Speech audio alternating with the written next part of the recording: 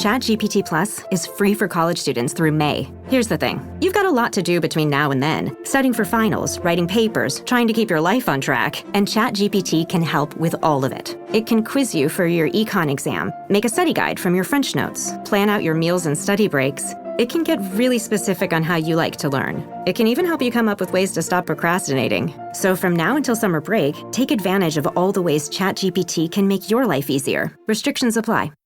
Acura's all-new ADX, a compact SUV that isn't just built for one thing, it's precision crafted for everything. To escape the grind with available all-wheel drive. To go with your flow with available Google built-in. Hey Google, turn it up. Okay, turning up the volume.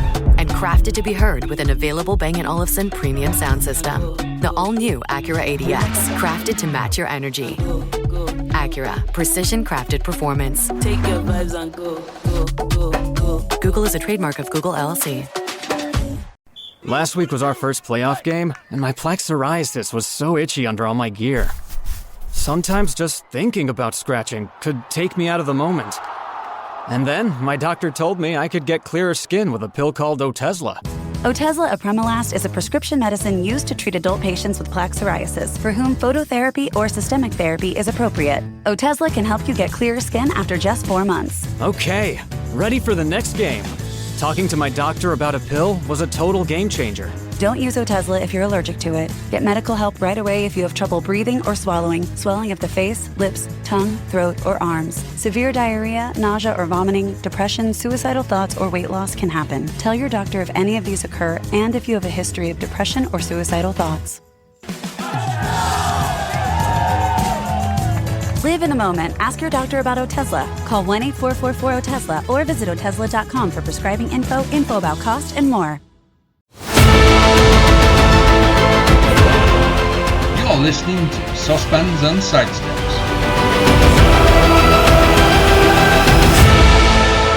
Hello and welcome to this week's edition of the Saucepan and Sidestep podcast. Joining me, Big M, as always, the one and only Huw Griffin, HG Rugby. Good evening, my friend. How are you? Good evening. I'm somewhat tired. I had a very difficult weekend of doing in-depth rugby research in the southeast of France. Southeast, yes, of France, in Provence over the weekend. And I've taken on that much French rugby culture that I can now barely walk. Wow. You always have to give us some flashy lifestyle, you know. I know, it's just my jet-set lifestyle these days, mate. I can't help it. These things just happen to me. So, you know what, let's dive into that little trip down to the south of France. I believe it's southeast. You have to check yourself then. Yeah, Provence. I'm pretty sure it's southeast. Provence, whatever you say. George North, bit of a cameo for you. They actually put up some highlights of that game for him specifically. He weren't too bad. Still do a job. He was wearing. He was ridiculous. Like his first two touches were line breaks, and the second one was a try.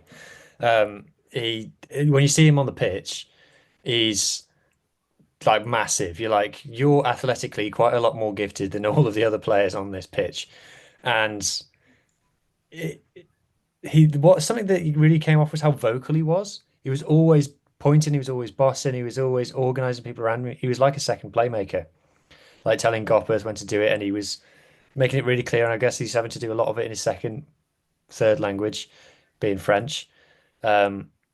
So very impressive, very impressive. It was a treat to see it. And honestly, his first line break, he gets the ball about 40 meters out. It's like, see ya, and just goes. I know exactly the one you're on about because it gave me flashbacks to the 2013 Lions.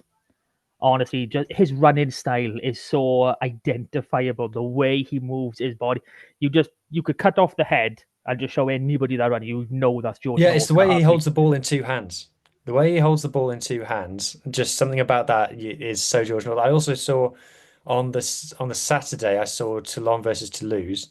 And we were sat that high up in the gods, like you could barely make out who was who on the pitch. But I knew which one was Dan Bigger because of how he kicked the ball. He's got this very rigid kind of back thing, and then he kicks with his right foot, and his kind of left foot leaves the floor as he kicks.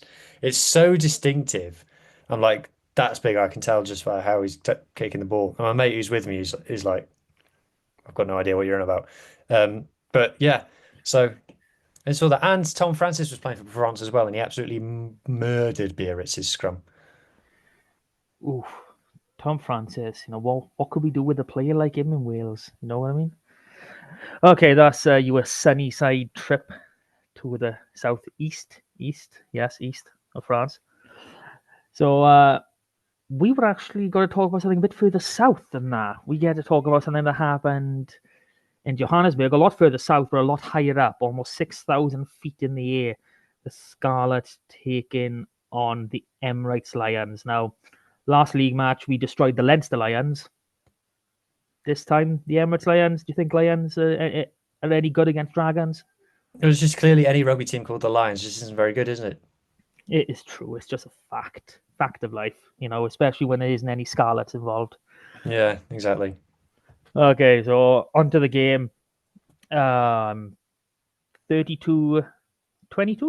No? 32-19. 32-19, yeah. Get my head mixed up then. It's 22-19 at one point. Was it? Oh, I'm losing my head now. I can't remember the score lines. It went back to 2019. So as yes, the 10 points at the end, yeah. As often is the case, well, not as often, but as is becoming annoyingly regular at the moment. I couldn't watch the game, what with being not in Britain or South Africa. So I was so we'd gone for lunch. So how much of this do I say? We'd gone to an art gallery. Oh, and wow. Walked around some churches, and we found we completely by accident stumbled across a Picasso collection. So that was cool. Had a look at that. Then we had some lunch, and I had a whole pizza, a portion of tiramisu, and 2 glasses of red. And then we wandered into town, and we had sat down for another beer on top of it. And it was one of those where it felt like someone was inflating a balloon in my stomach. So I was sat there in this bar with this beer, and I'm like, I don't know if I could drink this beer. I think I'm going to explode. And the Scarlets game was happening at the same time, and I had like in and out signal and things. So I was trying to piece together what was happening between BBC Sport, which was as like a 15-minute delay, flash score, which is optimistic at best with what's going on, and then our group chat. And I'm like, what's happening? And there was a moment where I've messaged the group chat, who scored? And producer Lee says, we did. I'm like, yeah, I know that like, specifically. So it was an intense experience, and I've only just started getting back, sort of watching it back. I'm on about the 50th minute. I've just seen Plumtree score, and the Lions have just picked up a yellow card for taking down our maul. More on that later. So my analysis is legitimate up until that point. But we were in the lead and we won the game. So, all the major headlines. Okay. So moral of the entire story is if you can't buy a house down west, it's because Huw has got his second and third house down there. That's basically what he's just told us. So on to the actual game itself. Not exactly a roller coaster of a ride, but there were some emotional moments. Probably you haven't actually quite hit them fully at the minute. It did get tense towards the hour mark. We were making line breaks, which was brilliant, but we just weren't executing. I mean, if we go through the entire game, there's probably 2 out-and-out walk-ins and probably another 2 or 3 clear-cut chances that. I haven't got to those yet. I'm looking forward to those. Everyone's told me so much about them. They are fun. It is the boys being the boys is what that needs to be described as. They just doing things, being happy Scarlets once again. What we've seen against the Lions and against Leinster, and whether or not there is a correlation with Sam Costello being back or not, is the team that we saw prior to sort of New Year's Day. The team that we were praising so much, that first half of the season, we should really be top 3, top 2, whatever. And we seem to be getting back to that. And for me, Sam is the only common denominator. Johnny Williams being back has been good as well. I think it's as much him being fresh and playing for a contract as anything. Well, we're hoping to hear some positive news on that front in the coming weeks, hopefully days. But knowing the scars, it'll be probably about 2 months after the season ends. But yeah, Johnny is Johnny.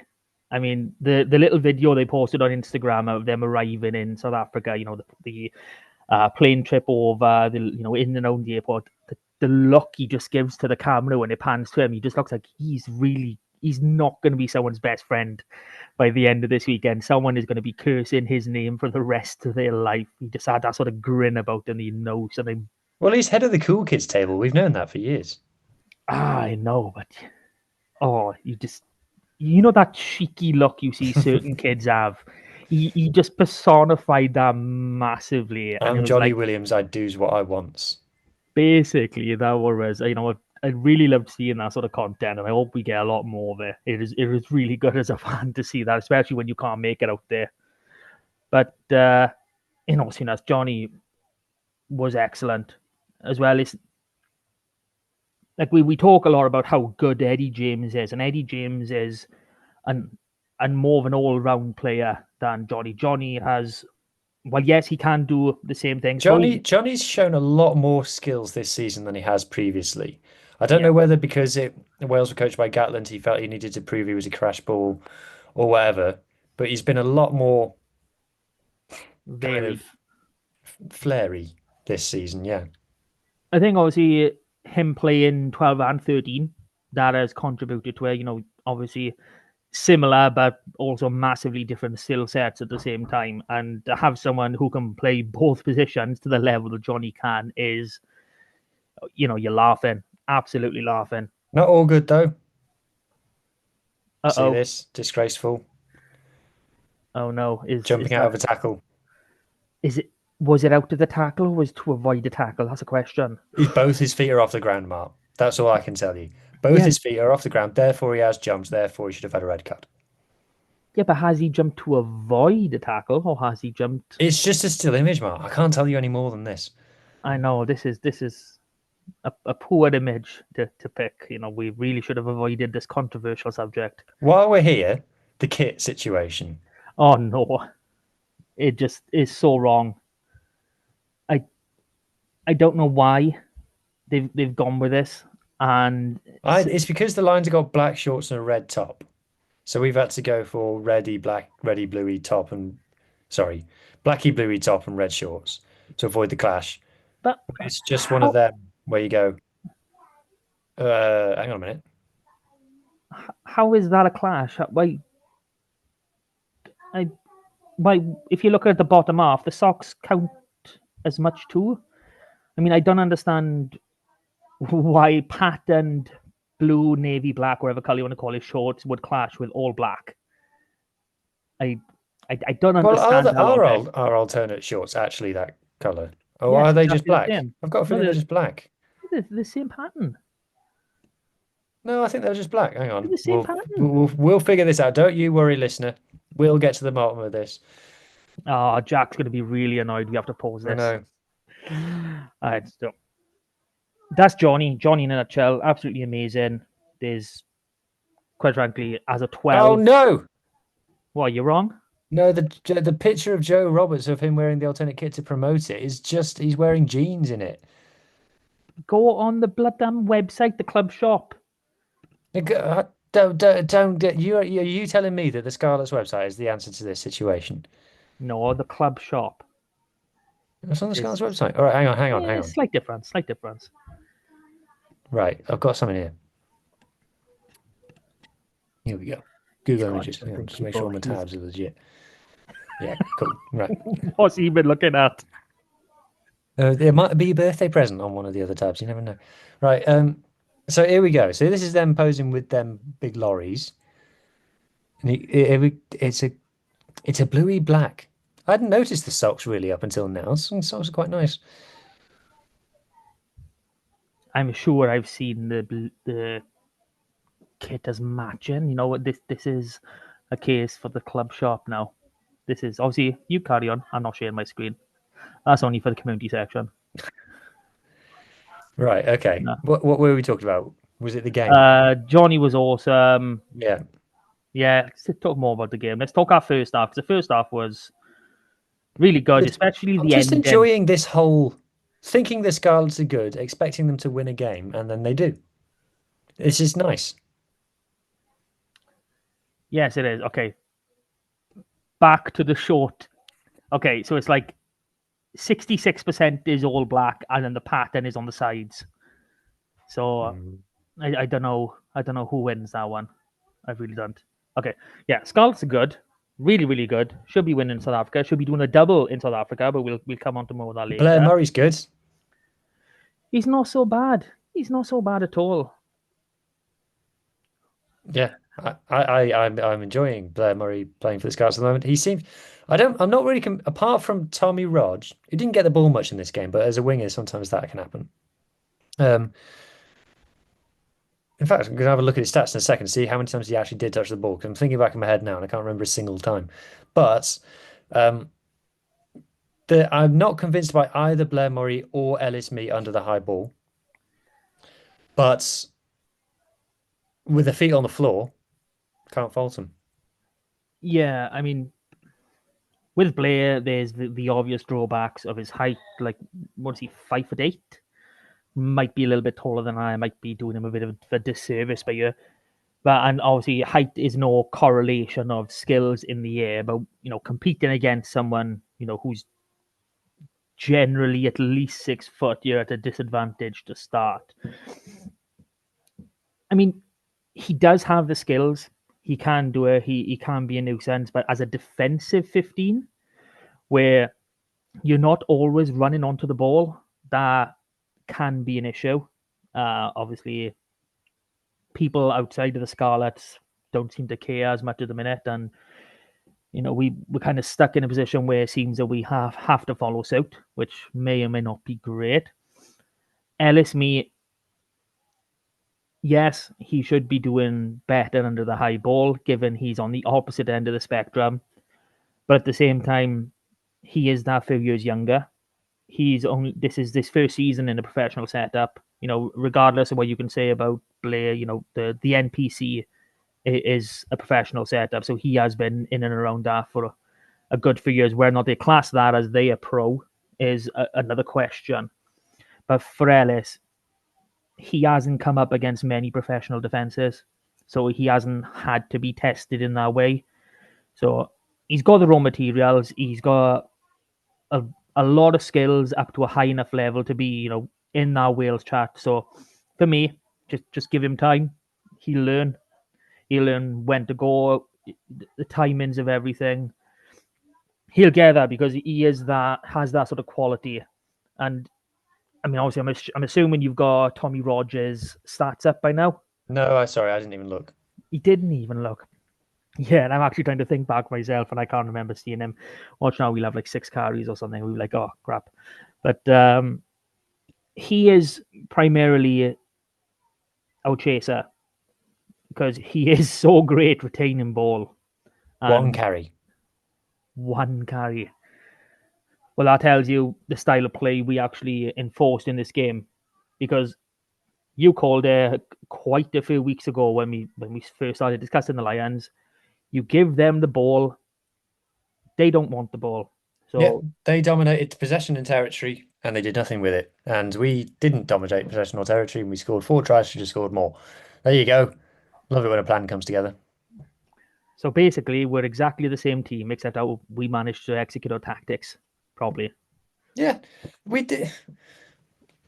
There was a whole narrative put around by a certain person that we're a tactically naive team. And I think it depends who's playing at fly half. But we do have some cute little touches to us and cute little details that I do enjoy, and I enjoy picking them out after games and things. Not tons of try analysis in this episode, I'm afraid, partly because the camera angles in Ellis Park are absolutely dog poo, and you can't tell anything from them. But yeah, just we don't need to labour the point too much, I don't think, Mark. But again, Sammy just makes everything better. I really want, please, the clip that's on our socials around the 77th minute mark about Sammy telling people what he wants to happen. and they're just pure disdain on poor young Tane's face. Like, take this off me, will you, Sammy? Crash it up. I don't want it. I'm knackered. Crash it up. Look at him. Don't give me that ball. Do not give me that ball. That's absolutely brilliant. But Tane's thinking, God, Ewan would have had this off me by you. 100%. You say, why is Ewan at 15? Bring him back at 10, please. You can go play 15 for 5. But no, it just shows the type of leader that Sammy is and the type of 10 that he is. He knows when to have the ball, when not to have the ball. And that is something that is completely missing from Yohan Lloyd's game as a 10. He just wants the ball. That's literally it. He is that kid in under 7s, 8, 9s, 10s, all the way up. Give me the ball, I'll do something. That is Yohan Lloyd's game to a T, especially on attack. So having Sammy back there is brilliant. But it also shows that respect there. I mean, someone like Tane, I mean, rightly or wrongly, probably wrongly, he seems to have a bit of a reputation of someone who just does what he wants. And I don't understand how people have come to that conclusion. But, he's being told by someone the same age as him, different style, blah, blah. And he's like, oh, okay, I'm doing it. And they're like, just not executing it very well, but just do it. On the penalty advantage anyway. Yeah. Oh, that ended in that 45, 50-meter boost, didn't it? Fair play. Okay, I want to talk about the final kick from Sammy at the end of both half. So that penalty to seal the game, that extra 3 points at the end. Nice, fair play. You got a bit of whack to do that even in South Africa. But that drop goal at the end of the first half, that was beautiful. For line-out steal. And I haven't seen him drop a goal in ages. Ditto. I'll be honest, it might have even been, has he dropped a goal for the Scarlets? I don't know. The Wales 20s? Yeah, the one that springs to mind is Wales under 20s. England when he beat England on his own. In Gloucester. I can't remember him dropping one for the Scarlets. But it was just, and that is, again, that's game management, that's the tactical side of a 10 like that. He knows the game is over, as in the half is coming up. What do we do? Do I kick or field? You know what? I'll have a crack at it. If I don't make it, it's going out anyway. Bang. Just does a nice little pling off the post. You gotta love that. He was aiming for the post. Obviously aiming for the post. You got to aim for the post. I mean, someone who we didn't expect to be talking about in this game, but I do think he deserves a lot of praise because he played around 50 minutes and he only came on in the 30th. Archie Hughes. Now, we've been crying, screaming, whatever you want to call it, to use Archie, even use Evan off the bench a lot more. And unfortunately for Cowder, it seems as though he may have broken or badly damaged a rib or ribs. So he is on his way home, if not already home. I'm not sure how or when they sent him on his way, but he will take no further part in South Africa. But Archie came on, and I think it was at that point, I think Josh McLeod had been off for a little bit. Yeah, we had that weird sight of both Josh McLeod and Dan Davis sat next to each other on those plastic chairs. Yeah, that was... By the way, Josh McLeod lost his scrum cap because he was wearing a black one. So he's clearly borrowed that off someone. That was weird. I mean, I didn't question it, but, it's Josh. You don't question Josh. But that was weird. So we've had Archie hit. We didn't have Cowder on the field. We didn't have Josh McLeod on the field. And we didn't have Sammy on the field when he went off for blood sub. So, obviously, they didn't all correlate quite at the same time. But it did. When we've spoken many, many times, when we lose Josh and when we lose Sammy, the effect it can have on the squad as a whole, especially defensively, because they are our two main leaders, forwards and backs. There's no doubt to that in my mind. Sammy shouts and screams where you should be, and Josh just leads by example and drags everyone with him. So there were some concerns around what was going to happen then, but things were fine. We managed. We did okay. Okay, we did concede when Sammy was off, but I'll kind of let that one slide. Well, I've got that up because I put that on socials. So I kind of think I'm kind of on like fair play to the Lions here because this is the setup before the try. Um, so the scrum's quite far on to the right hand side of the field as Lions are attacking. They've got one person one on one. So Ellis Mees marking that one, and then Archie Hughes is the +1. The scrum starts getting a nudge on, and then right at the last moment, when the scrum starts to get dominant and starts to turn, this Lions attacker runs over to this side, like so. So now it's a 2-on-2, and now the number 8 goes this side, and it's a 3-on-2. So I'm not mad at Archie or Ellis for this. Kind of Vea doesn't win that race, but again, he's not favourite to do that. So for me, I'm kind of like fair play the Lions. They've capitalised on scrum dominance to get a walk in the corner. See, for me, I'm annoyed at Johan in that situation because he is that man. He's standing to the right of the scrum. You can clearly see the man running around. There's Johan on the right hand side of the screen. Obviously, you can see that player. He's already running at this point of what we've got, and there's a delay to the ball coming out of the scrum as well. So for me, if Sammy's in that position, you see he's already over there. Look, and Johan hasn't reacted at all. But for me, if you watch their 9, who's here, if you watch their 9, look there, at that moment, see they split. I reckon their 9 is watching Johan, and if Johan had gone that way, the 9 would have picked it up and attacked that gap that Johan had left. Now, you could say that, is that Dan Davis or Josh? I think that's Josh. He's got eyes on the 9 and so might have had a better chance of covering him. And the referee's in the way as well, which complicates it. I say referee's in the way. The referee's got to be somewhere. But the referee stood there.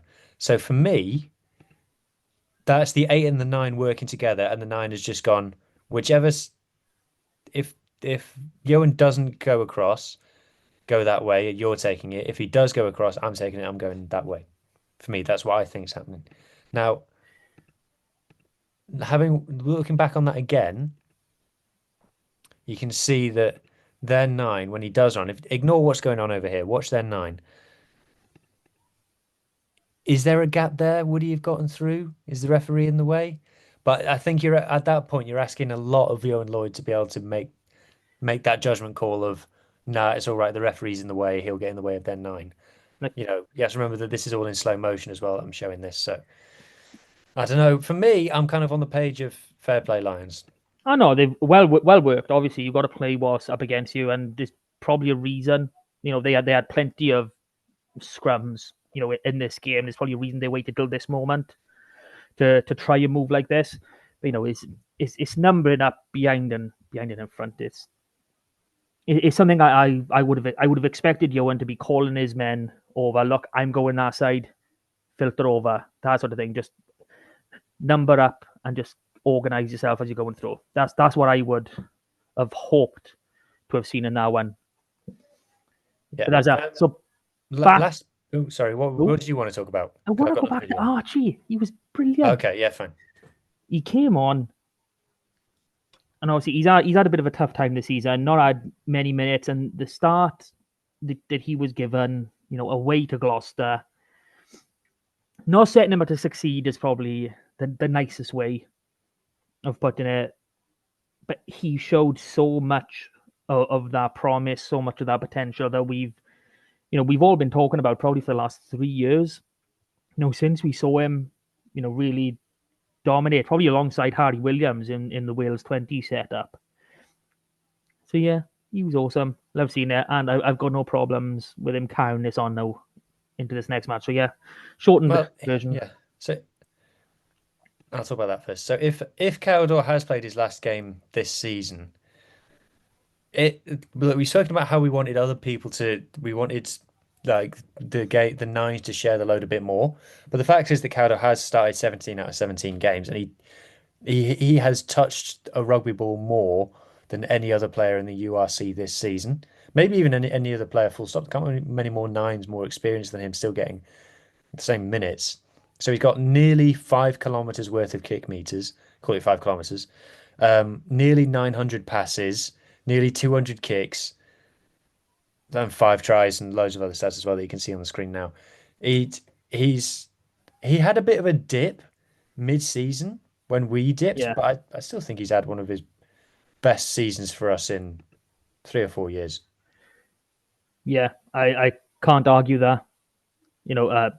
His kick in, especially probably the last month, has improved again. That little dip we spoke about, he seems to have come out of it now, I and think he having has our won having games. our first choice back three available, he's been able to go more contestable.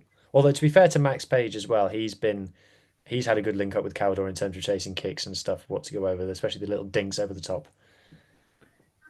Yeah, having all those aspects coming together do make things easier for you as an nine. Having Costello back as someone who knows when he wants to kick, not having everything run through Caldor, that would obviously play into this as well.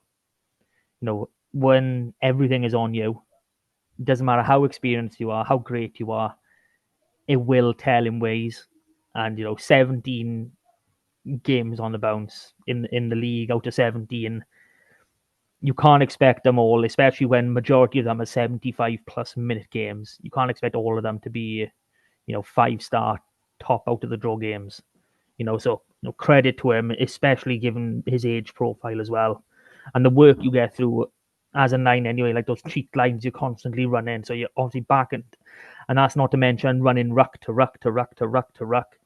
The fitness levels on the boy have got to be through the. I say on the boy, he's the same age as me, for Christ's sake. Yeah, he's. I mean, we speak about him fairly regularly. The amount of 9s he has beaten and beaten and beaten and beaten again. I mean, honest to God, if he didn't retire from international rugby, he would still be Wales starter 9 and he would be on that Lions trip. I've no doubt about that in my mind, the way he's been playing. I don't know about that, but I'm just glad Ooh, I'm just glad he's been playing for the Scarlets. Really, I'm glad he hasn't played for Wales. He's been better for us. Anyway, last little video clip I wanted to mention was this nice little line out variation. This is just a small thing. small thing. This is no small thing, my friend. You got Joe Roberts and Johnny Williams in the line out. So we've got 1, 2, 3, 4, 5, 6, 7, 8 man line out. Too many men. Too The many men. ball goes in. Vea Fafita catches it, obviously, because he's Vea Fafita. He's gone up, but he's been lifted by Joe and Johnny. It's a decent lift. Yeah, can't argue. Joe's hands are all the cock, mind. They look like they're well above the quad there. Johnny, I can't really see it clear enough, but he looks like he's got his hands in a good position under his ass. He looks like he's in there. Yeah. So they do that, and then whilst they're doing that, this is a cute, cool little pop by Fafita coming. But whilst they're doing that, you got 1, 2, 3, 4, 5 forwards form the maul. So this just allows the maul to set more quickly than it would otherwise. This must have taken a lot of practice. Like if you watch this pop from Fafita to Lousy, that's slick. That's Tongan magic right there. And then what it means is, like I said, rather than this being too like a lock and a back row forward or a prop or something, now being indisposed because they're too busy putting their feet down. Do they put them down safely? No, they don't. No, they don't. Okay, I hadn't noticed that yet. Okay, rather than them being too forwards, you completely dropping their feet on his face. And when they at fault, they got taken out by the Lions. Should have been a second yellow. He was all right. Yeah, it means there's a maul formed, and the Lions get a yellow card from it. I'm not sure about a yellow card for bringing down a maul cynically, but not a penalty try. I've started to see more of those, so I wonder whether it's a diktat from the referee higher ups. But I don't know. My instinct is if it's a yellow card, it's a penalty try. But that's just me. Yeah, unless it's really blatant, something like literally in the line out. Then yeah, I can understand if it's like, but if it's as part of the maul, then you take that man out of the equation. They're obviously going over, one man down defending the maul when it's already powered in towards the line. You're not stopping that end of. So someone we welcome back is Kemsley Matthias. I haven't seen him in a while. Didn't get a great too many minutes. Obviously, Alec Hepburn been playing out of his skin. Can't knock that man. So it's gonna take Kemsley getting a bit of form probably going to take into next season to properly have that battle with Alec again, which I really enjoyed first half of the season. You know, it's always good to see having proper competition, and even going into next season, look, Hardy O'Connor should be back. So, Henry Thomas, Hardy O'Connor, Sam Wainwright, even Archer Holtz, if he is still around, I do believe he hasn't been announced as leaving us as it stands. So prop wise, it's interesting battles for first and second choice. I'm really looking forward to that. So really happy to see Matthias back. Do we have to talk? We have to talk about the Connectley Warthog. I think he's undeniable. He's just good. I don't think this was an especially great, amazing game by his standards, but he was obviously nothing bad whatsoever to say about him. He wins turnover. He wins he's like Cubby used to be. He wins really vital turnovers. When you literally your defense is sort of filtering around. Not everyone's back into position, and he's just there. He's stealing ball. He's like, yeah, don't worry, boys. You have 5. You can walk back into the line. I'll just either slow this down or I'll just win a pen or a turnover. Either way, I'm fine. He does so many things so good, and I know it's been said before as well, but I hope Razzie stays well away from him. I don't want him anywhere near going back to South Africa. He is officially Welsh, and he's from Llanelli, and he doesn't like anywhere further east than Binya, because Lacha, oh no. But yeah, I mean, everyone played to a really good standard in that game. I can't pick out anyone, especially out of the starters, who was really below average considering what the jobs they were asked to do. We mentioned, Tommy Rodge, carrying the ball as well. Obviously, that wasn't the game plan.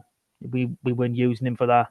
Again against the Sharks, I would imagine he would carry a fair bit more. That's going to be more try and get more ball in hands, more feet on the ground, sort of style game. I think he's opposite Makazola Mapimpi next week. Oh, easy game then.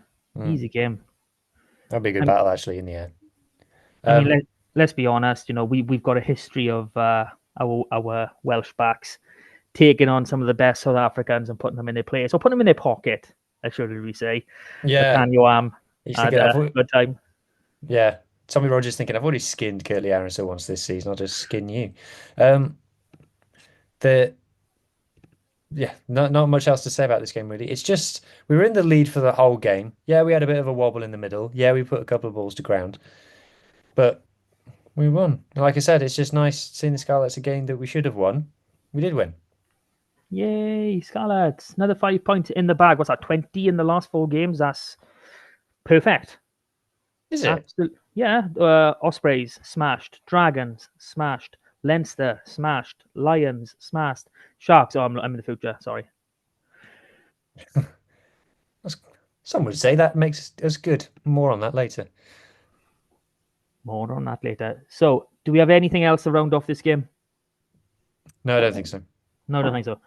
Okay, so some of you may have noticed we weren't here last week. No game, kind of got boring, so we kind of tied the... I had loads of people, though, messaging me like, Huw, can you come on my podcast and talk about the Lions? And I thought, God, this Scarlets game is massive. But it was a different kind of Lions, unfortunately. A much more boring one. Yeah, and these are all fantasy people that he was referring to. We all know this. He's lost up in his mind. But no. So there has been a couple signings, a couple retentions. So we'll dive into the retentions first. So I think it was 2 weeks ago we had Kemsley Matthias being announced as signing a new contract. Yes, it's what we need. We need to build more depth at loose head. Sam O'Connor progressing. Josh Morse, when he's fit, will be nice to see how he comes on. High ceiling expected of that boy. And the other one was a certain number 10, a certain Sam Costello. deciding, you know what, Scarlets are obviously the best because I'm here as well. So yeah, he's penned a new contract, and it's been coming. I think this is only his second contract with us, and he signed 4 seasons ago. So Yeah, they haven't been telling us the length of any of these contracts, have they? no, they don't tell lengths, which is so annoying. Like, I can understand not telling us how much they're worth, like the value of the contract. But come on, give us something. Is a 2+1? Just even give us that so we can just say everything's got a +1 on it. Because when Via Fafita was announced last year, someone put up a post of him saying, "Oh, he signed for 4 years," and then he liked it himself. And it's like, is this true? Have we got him for 4 years? That'd be great. But no, that's something that it probably is missing. We could do with get some contract length details in there. But yeah, Sam staying is brilliant. It's probably integral to the way we play moving forward and currently, quite obviously. 10 is a problem position for us, but not that starting. It's the backup and the squad players, which we really are lacking. Yeah, we need to sign a 10, don't we? Unless Carlton Leggett Jones is going to make the step up. He's not making the step up to professional rugby, but men's rugby, ooh, maybe. And still a year early. Still a year early. Kids only just turned 17. If he's just turned 17, yeah. So a lot of time to go. A lot of time to go. He's got at least another 5-6 years to develop. Not that he's going to take that long. But yeah, 10. If we could sign an experienced 10, I'll be honest, I don't care who at the minute. I don't have no expectations. As long as it's someone who's played 10 professionally for at least a couple of years, I'll be like, yes, I'll take him, bring him in. Because, Joe Hawkins, grade 12, project player at 10. And then behind him, and no disrespect to these players, but they are academy boys going into their second year of men's rugby, Ellis Price and Steph and Jack Jones. I mean, Steph Jack Jones has been playing Bucks rugby. He's had an odd couple appearances for Llandovery. Ellis Price, he was a 12 coming into the season, and now he's been seen as a 10 going forward. And so I think he's got less than double-digit games at 10 for Quins. So we really are hoping that the injury gods don't strike us down. And we know our luck with them in crucial positions over the last few years. So fingers crossed there. On to those signings. So before we broke off, we'd only had the one signing of Joe Hawkins, as mentioned. But we've had 2 since, literally the day after the last podcast. A certain Jake Ball was announced as returning to Llanelli. Now, I'm happy about this. I think regardless of the player he is now, he brings value and he brings that experience, even if it is to the next generation, more than being that top level first 23 player he is anymore. Some people have different opinions. How are you feeling about Jakey? Look, obviously a legend of the club, a legend of the game. Looks in great shape if you go on his socials and things. He hadn't been playing for his second division Japanese team. He'd retired. He'd already retired once before that. So I'm just not sure what we're getting. Look, do I want it to be a success? Of course I do. Do I want him to get back into the Wales squad? Of course I do. And look, in the second row, maybe if you're big enough, you're good enough, and he's a big man. I don't know. I don't know anything about that position. But look, do I want it to be a success? Absolutely. Am I beside myself with excitement? Jury's out until I've actually seen him. Because, like I said, he's just not been playing in the second division of Japan, which is you're playing against factory workers. So, yeah, that's my worry. But maybe I'm just being a big negative Nelly. You're being a big negative Nelly. I'm telling you that. We look at this as he's put years on his body. He hasn't taken years away. Like you said, he is in some shape. Like I wouldn't know how much he's weighing in at, but that boy is cut to hell and back. I think he's going to be giving our nutritionists a few lessons, to be honest, when he comes back, because he looks unbelievable. There's no doubts to that. We know it's not financially driven because he's got his own, is it vitamins or supplement company that's Yeah. going now. So said, I think unfinished business was the terms used. So, and I'd like to think that he's not going to put himself back in his position to, like, I don't know if his family's coming with him. Like, we don't know these particulars. I don't know if he's going to put himself in this position to, just for the paycheck, just to see, like, I might as well do it. I don't think that's the story. I think he wants this, which is positive. The other signing is another one we've kind of all been waiting around a while to hear about, and that is Dane Blacker making his way back down west. Mistake letting him go. Obviously, finance was the reason, and the timing of the contracts, yada, yada, yada. But he has had a terrible time at the Dragons. There's no two ifs, no two buts. And quite frankly, the contract that they signed him on, we're probably getting him on a slightly better value, if not equal to that, because his stock hasn't exactly grown from teetering on, Wales 23 selection to basically not being involved in matchday squads when he's fit. I mean, I'm sure I saw his name in the SRC at one point as well, which, considering the player that he was for us, is incredibly worrying for the guy. But he's obviously seen the errors of his ways. We've seen the errors of ours, and we've both combined to bring him back home, because this is his home. We picked him up as an academy player. Boom, he's ours. He's a Scarlet. Annisabel, Pontypridd, Rhondda. I'll be honest, there's a lot more Scarlets in here than Cardiff fans anyway. Yeah. Look, like you said, it's clearly not gone well at the Dragons for him. But when he was last with us, he got into the Wales squad. So just backing him to rediscover that form. And what's nice about it is we know he's a scrum half that Dwayne Peel trusts, which is nice.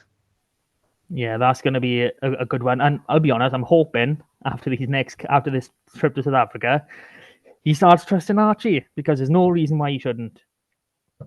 So that brings us to the end of Lions Talk. End of news talk. Is it end of news talk? Should we? Shouldn't we? What time are we on? Obviously, there's the PRA ongoing. Scarlet's not signed it. Osprey's not signed it. Dragons signed it. Cardiff, do they even have to sign it? But for me, my own personal opinion, the WRU taking over Cardiff resets all negotiations to zero, and it's such a seismic change to the whole premise of everything that I'm very surprised that the WRU took over Cardiff and they were like, right, sign it by Thursday. Like, literally everything has changed. So that's my view. Yeah, I'm not as drastic as that. There are a lot of things that they probably need rewording now, but the basis of them, it probably doesn't change that much in the grand scheme.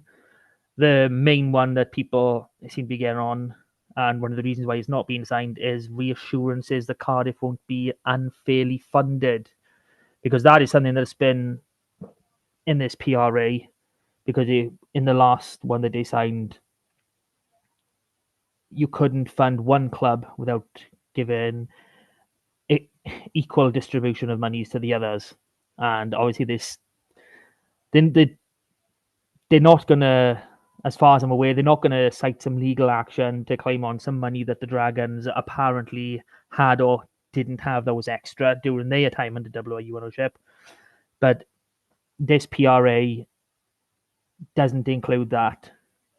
So obviously, hypothetically speaking, if we just signed on the dotted line now, they could pump as much money into Cardiff as they wanted, and we wouldn't get a penny more. And I think that is the biggest issue, and I think it's been publicised that that's the biggest issue. So, unfortunately, yes, you're right, it does reset things. and it is still going to be a long while before anything does actually get signed, at least on the front of it. Like, everyone's got to do what's right for their own business. Dragons have their own business. Personally, I think they've played this really well. I won't go into that because it might upset some people, but yeah, PRA TBD. So, community game? Why not? Why not? I like it. Let me make sure I'm on the right screen first. I don't want to ruin that for everybody. The highlight of the week to be absolutely destroyed. So there we go. I'm on the right screen. Let's share it.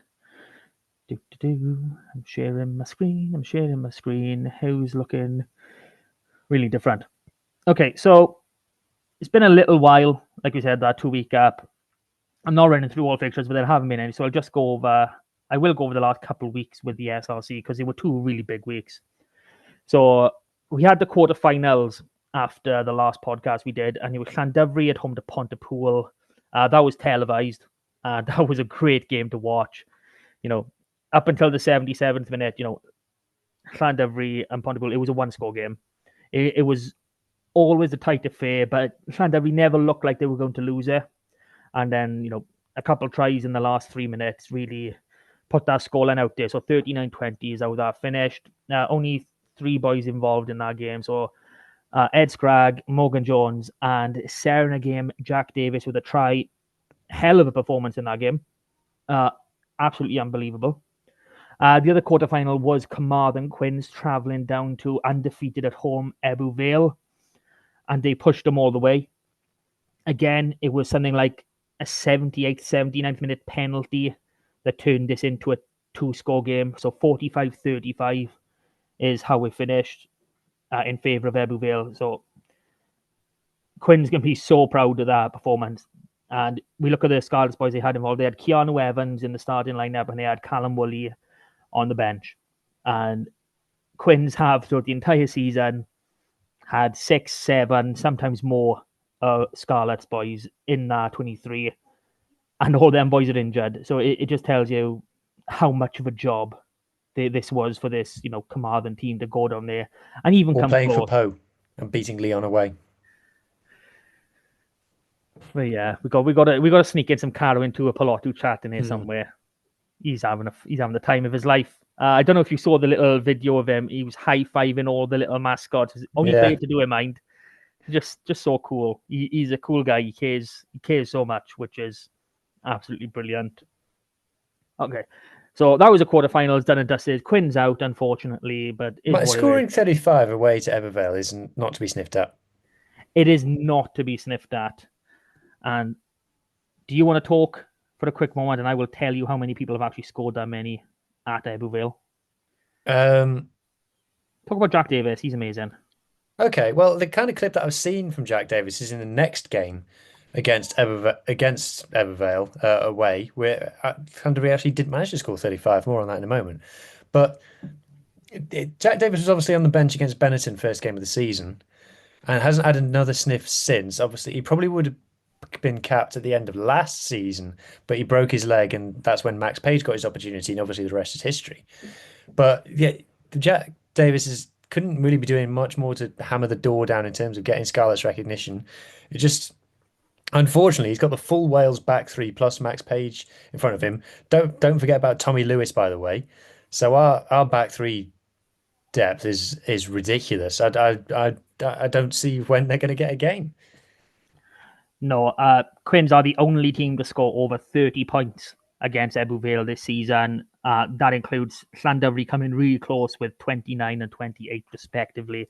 And that does lead us in to the next game. Llandyfri travelled to Ebbw Vale in a semi-final, again televised.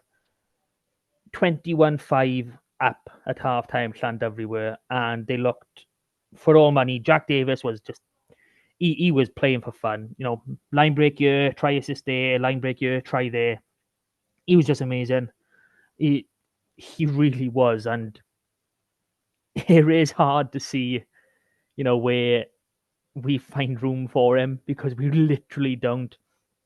And if we are using Max as a wing option, that puts Jack in that 6th slot. So you're not getting minutes as a 6th choice backfield player without some injuries. We'll have a bit of fun during the Six Nations and international periods, like he did this year. I think he had a start against Ulster or Munster, one of them. But other than that, he's not going to be getting much game time, which is unfortunate because he is a talented player and he deserves more. So Llandovery in this game, it was the same 3 in the starting lineup: Ed Scragg, Morgan Jones, and Jack Davis. They also had Kian Abraham, another winger, on the bench. 21-5 up at half time. They only scored 7 points in the second half, and that was towards the end of the game. I think it was actually the last move of the game, actually. And they lost 29-28. Honestly, I'm banging my head at how they've managed to go from such a strong position to lose. And very similar to a few weeks ago, how they lost against Bridgend. Ebu Vale have got a great set piece. Great forwards. No one's arguing that. I'm like, don't be wrong, I'm more Carmarthen than I am Llandovery. I can openly say that. I've lived in Carmarthen, so there's that aspect to it. But I'm hurt for Llandovery because there's no reason other than them not being in the right mindset, I sort of think, going into the second half. I mean, maybe if it was 14-5, we did score towards the end of the first half as well. Maybe if it was 14-5, it'd be a different game. You come out different mindset, etc., etc.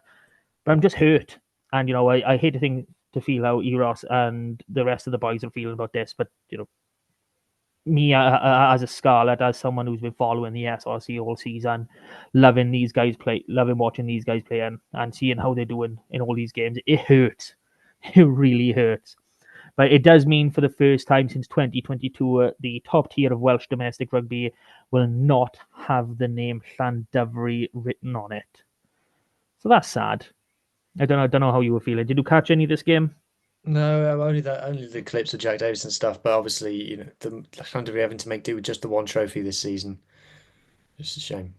I know it is a shame, but bigger and stronger next season. It's going to be fun to see some of the new intake of the academy playing for both Llandovery and Quins. It's going to be a ride, because that strong 18 side we saw from 2 seasons ago on this season, well, all those boys are now graduating up. The last of them are coming through now, so this is going to be fun. I do feel sorry for the other teams in the SRC over the next coming years as these boys mature, because they are going to cause some problems. Okay, into the Premiership. Not really a great deal to talk about. Llangennech winning 33-26 at home against Cross Keys midweek, and then going down 45-22 away to Merthyr, which 45-22 away to Merthyr is an absolutely brilliant score, because some teams decide to shift over 100 points away to Merthyr. The less about them, the better. So Merthyr, as you could probably guess, champions of this league, relegated Bonamine and our friends Newcastle Emlyn. We've known this for a while, but it's still gutting to hear. Sorry, boys, but we'll enjoy you back in Championship West next season. Into Championship West, midweek game, Crymych 40 points to 45 losers at home to Dunvant, and then went and won 52-48 away to Maesteg Quins on the Saturday. So that is a hell of a lot of points. That's 185 points in 2 games. Yeah, their fans, especially the ones that travel to Maesteg, Maesteg I think they didn't have won a game all season, so they're probably thinking, bound to be a win by year. They must have been pulling their hair out watching this one. Crymych, thankfully safe in this league. Ammanford 34-24 winners at home against Kenfig Hill. Llanelli Wanderers, champions, Cup and League double champions, double because they've done the same in Division 1 Cup and West last season. 34-19 winners at home to Casainon. There is no end to this team. They're just going to keep getting better and better. And there is a team at the top end of the amateur game called Llanelli playing out of Stradey Park. So I'm happy to say that. So, and maybe in a year or so's time, they might even put in an SRC application. Who knows? Probably not. So, champions of Championship West, obviously, Llanelli Wanderers, relegated Ystadell Maesteg Quins. I think I've run through the winners and promoted relegation for the rest of these leagues. The only new one I think is Llangadog being relegated from 3 West. I think that came down to the last game of the season. There were some cup finals, so Division 5, 4, 3, and 2 went ahead this past Saturday and Sunday, all at Rodney Parade, weirdly enough. So in Division 5, St. Peter's Athletic won their Division 5 Cup final 31-18 against Cardiff Met Athletic. Division 4 Cup, Seven Sisters, 53-31 winners against Gwynedd. And then Division 3 Cup, the one we wanted, Aberteifi, Cardigan, against Newport Saris, essentially a home game for Newport Saris being at Rodney. Not really, but I'm saying there is. 20-all at the 80th minute. And there was no extra time to be played in these games. So Newport Saris won 3-1 on try-count. Quite devastating for Cardigan. They did have a penalty a couple minutes from the end, which just sailed wide, which obviously would have secured the win. So, it's unfortunate for them. But, strong season. They'll have another crack at the 3 Cup again next season. So there we go. Division 2 Cup, Caerphilly winning 23-50 against St. Albans. Down in the youth, you've had the district finals. I don't know if I've run through some of these already. I know I haven't done the Calms ones. So, Ceredig in Pembrokeshire. So the play competition won by Tenby, 55-5 against Crymerch. The Cup, Haverfordwest winning 54-24 against Narberth. Into the Carmarthenshire plate, Lambda, 26-12 winners against Carmarthen Athletic. And in the Cup, as if you didn't already know it, Llandailo once again, champions again, 32-27 against Carmarthen Quinn. So that's another double for Llandailo Youth. They've won the WRU Cup 2 years on the bounce, and I'm pretty sure they've won this Carmarthenshire Cup 2 years on the bounce too. I hope I'm not wrong. But yeah, that brings the end of the county round, and that is it for the season. So we're going to have a couple of weeks whilst we talk about the Sharks win and obviously our run to the playoff final and obviously ultimate win. We're going to do it without a community game unless we get some sort of news, which I doubt.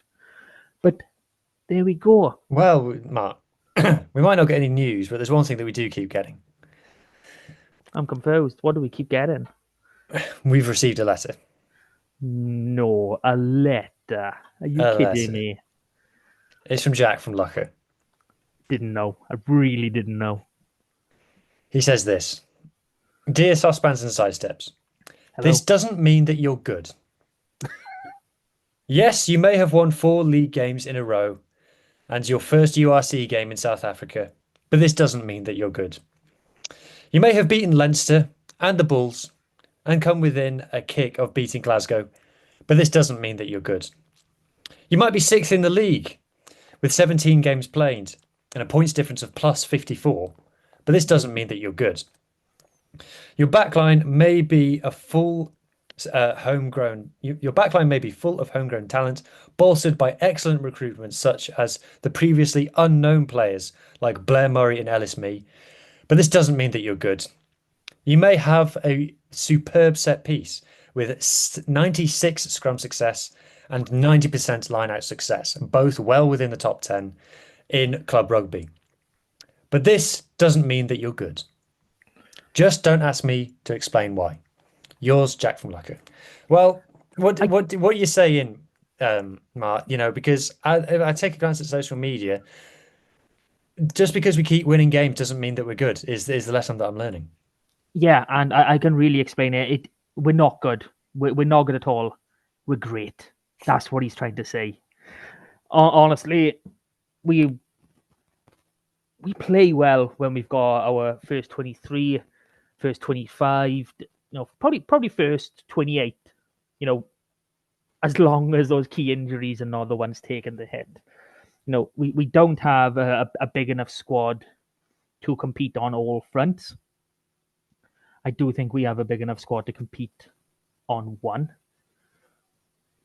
So that's going to be fun. Seeing our recruitment going forward. Yeah, we're looking good. But yeah, I think looking at the teams around us, you know, the Munster performance still hurts. Same as the Gloucester one, because they are the games I'm like, we didn't deserve to even come within a sniff of that because we didn't properly turn up. And we probably could have if we had.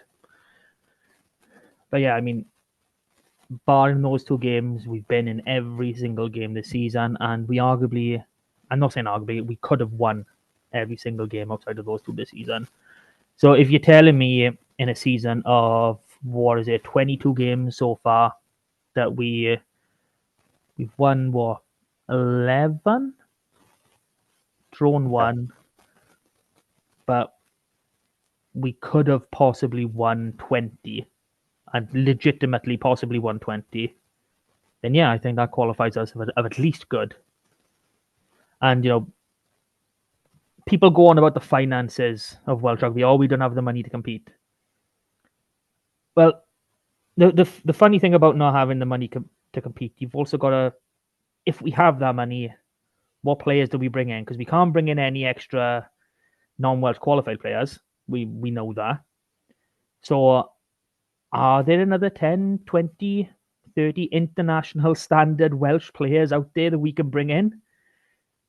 Because the only thing raising the finances is going to really do is inflate wages.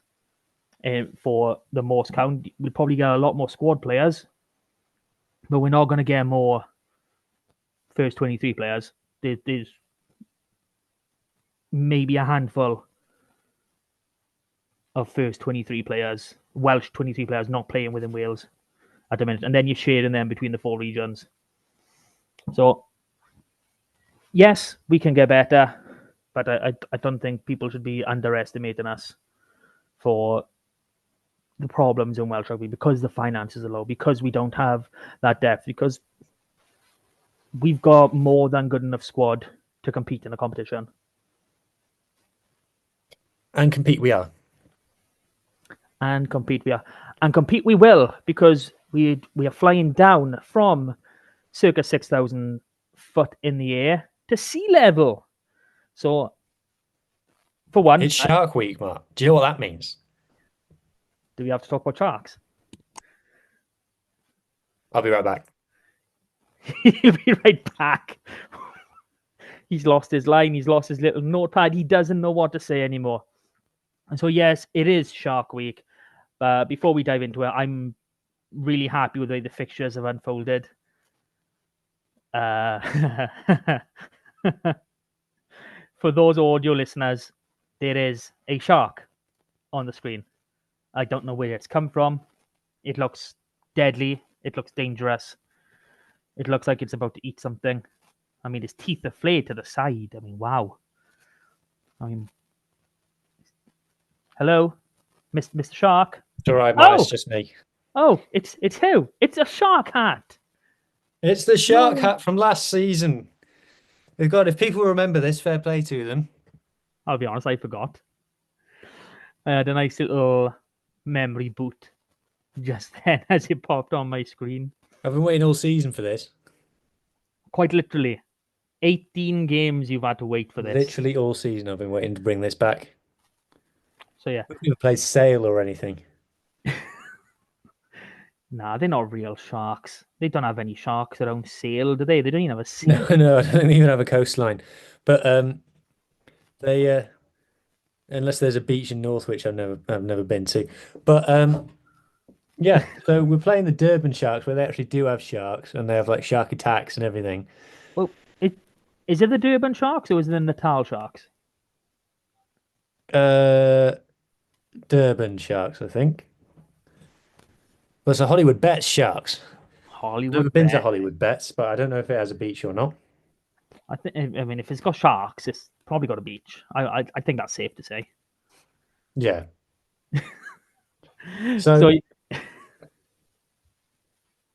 Oh, go on, Sharky. You do your thing. So the thing about the Sharks is they're not very good, but they're 4th in the league. They're simultaneously terrible and keep winning games. It's quite annoying, actually, for serious rugby analyst such as myself, it's really annoying having a team that's so bad constantly win. Everyone will tell you that they're bad. Their stats are terrible. I was just having a look at their stats earlier. They're not in the top 10 of anything.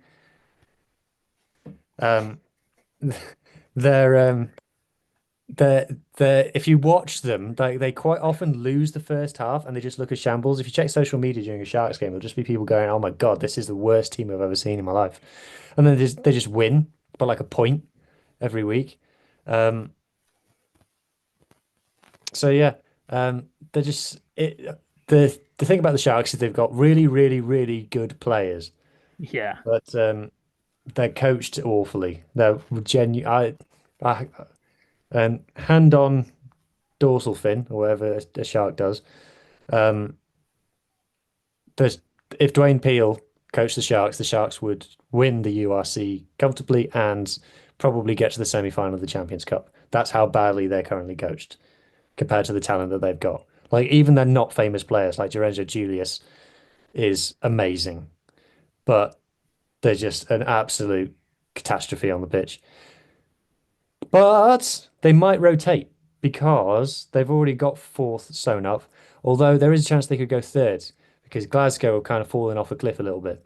Yeah. So, Yeah. um, So I am actually looking at the results from the league this season, and the only teams that they've beaten by more than a score at home, Munster and Ospreys, and then away, um, the Bulls and Cardiff. So this Bulls away is it's no mean feat. I mean, we are the Bull Tamers, so we do know how to beat them. So we should be able to take care of some Sharks. But yeah, some quite erratic results, to be totally honest here. I mean, what were they, 33-30 against the Dragons? I mean, that tells you something. You know what I mean? But yeah, no, I agree. Sharks poorly coached is probably an understatement. So yeah, we've got more than enough.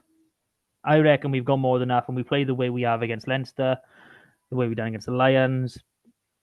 Probably said Lions twice then. There's no reason why we shouldn't be confident of doing a job in this game. Obviously, I'm not expecting us to get a 5-pointer easily. It's going to be a challenge. But if our attack stays as it is, we get that little bit of composure that was missing at certain times in the Lions game. We could have quite easily walked out of Joburg with 6, 7, 8 tries. And that would have been some feat. So keep our trajectory as it is, and I can't see anything but a win against the Sharks. I agree. He agrees. Wow. I would love it if we beat them. That would be a hell of a result. I say I can't see anything but a win. I can see them just doing what they always do, which is play extremely badly and win. Yeah, it's like you watch some of their highlights and you watch some of their majority of their tries and thinking, well, you didn't plan for that. That's just happened.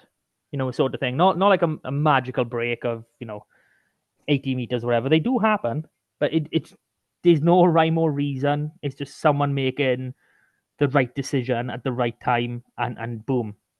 Yeah, based off being a really good player.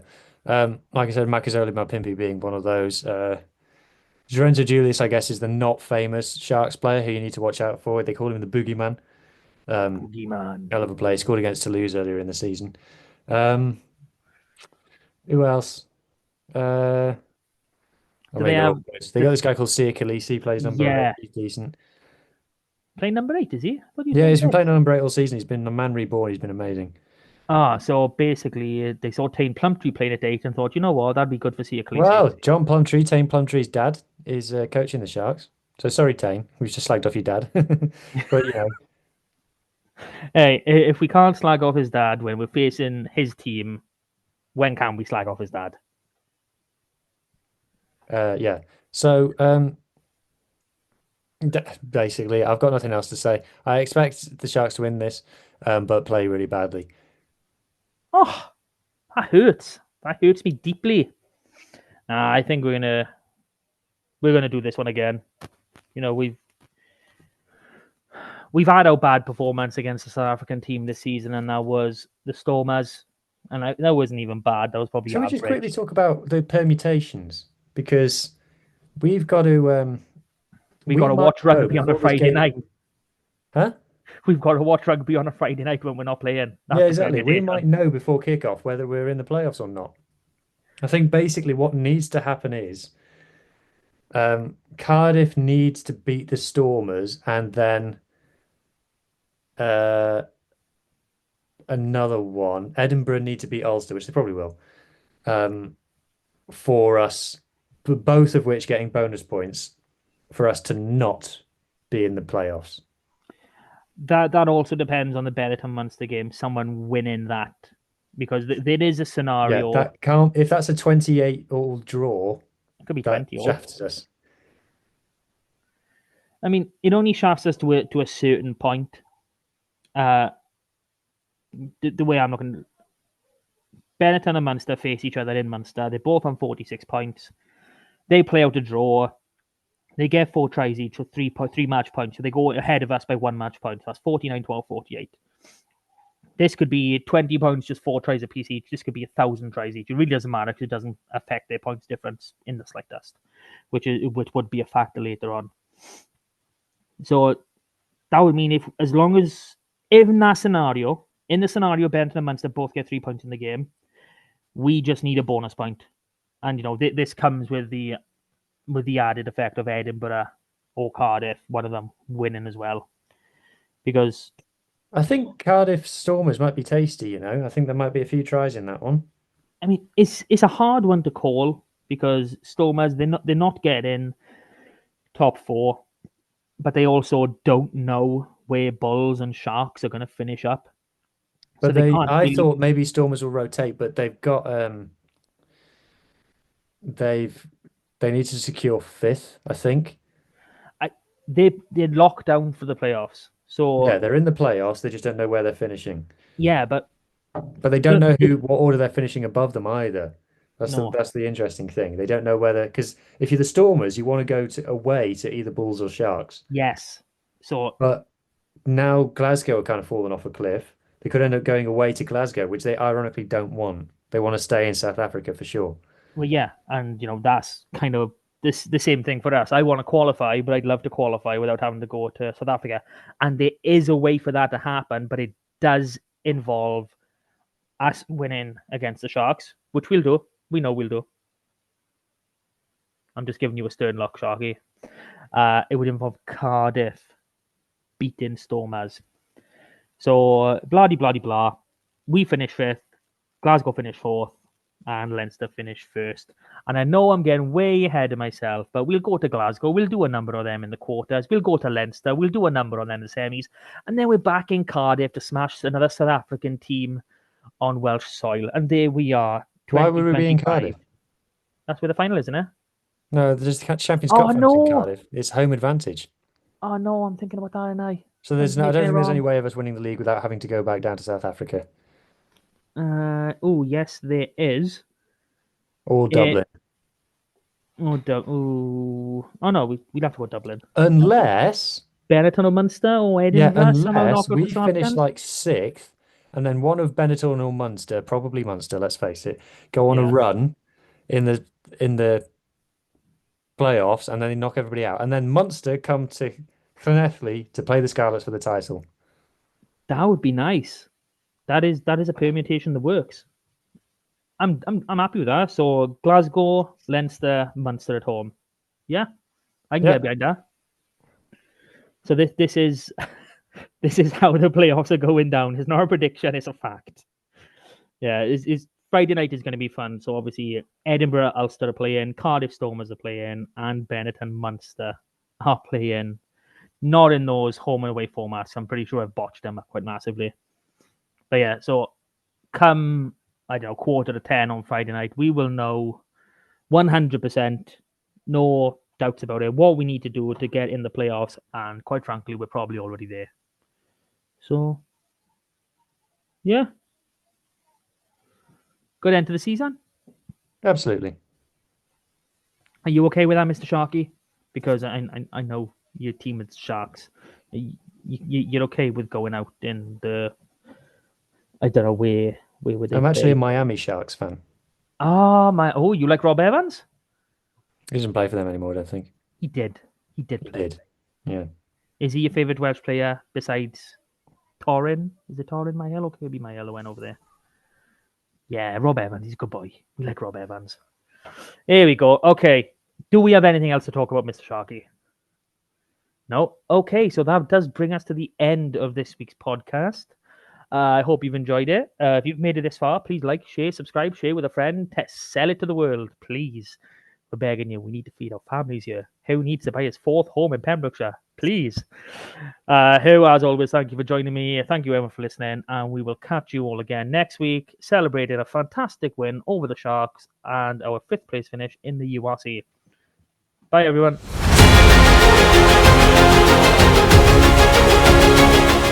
That was Saucepans and Sidesteps. Please rate, review and share on socials if you can, and join us again next week for more of the same. And until then, enjoy your rugby.